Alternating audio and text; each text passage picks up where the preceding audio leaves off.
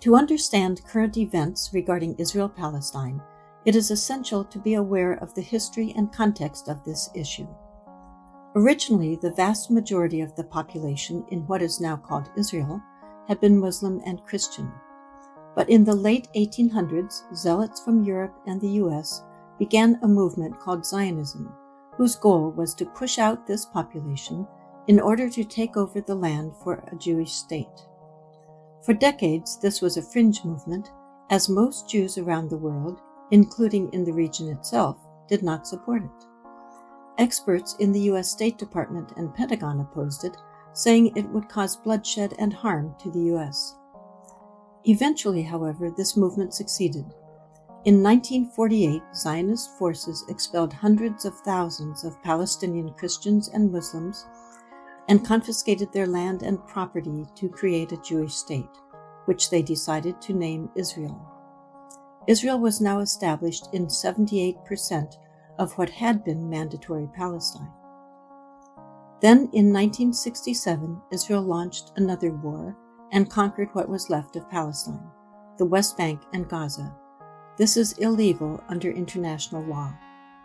By the way, during that war, Israeli forces tried to sink a U.S. Navy ship monitoring the conflict, killing 34 American servicemen and injuring 174.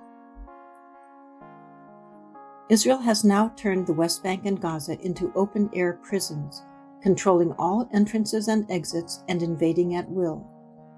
Every day, Israeli soldiers invade Palestinian villages, beat and abduct Palestinians, including children, and destroy Palestinian property.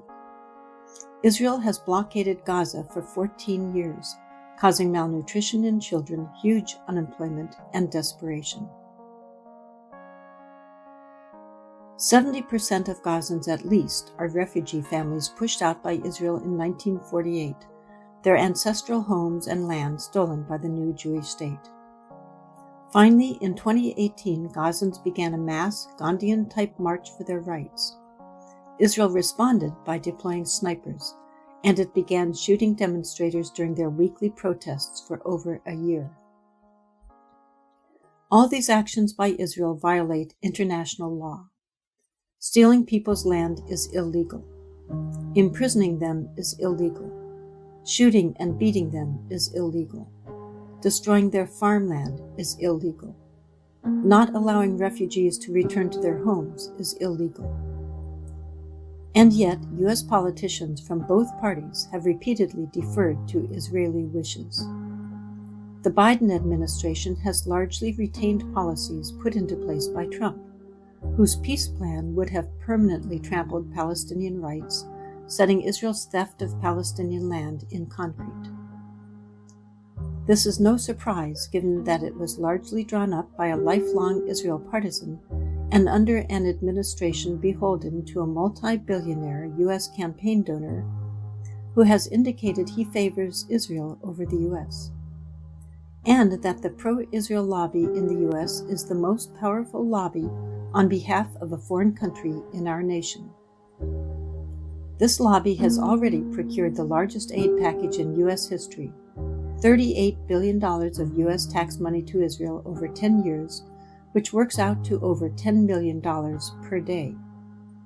It was predictable that the lobby would similarly procure a deeply unfair pro-Israel plan. Sadly, this plan would not have brought peace. Injustice does not end violence.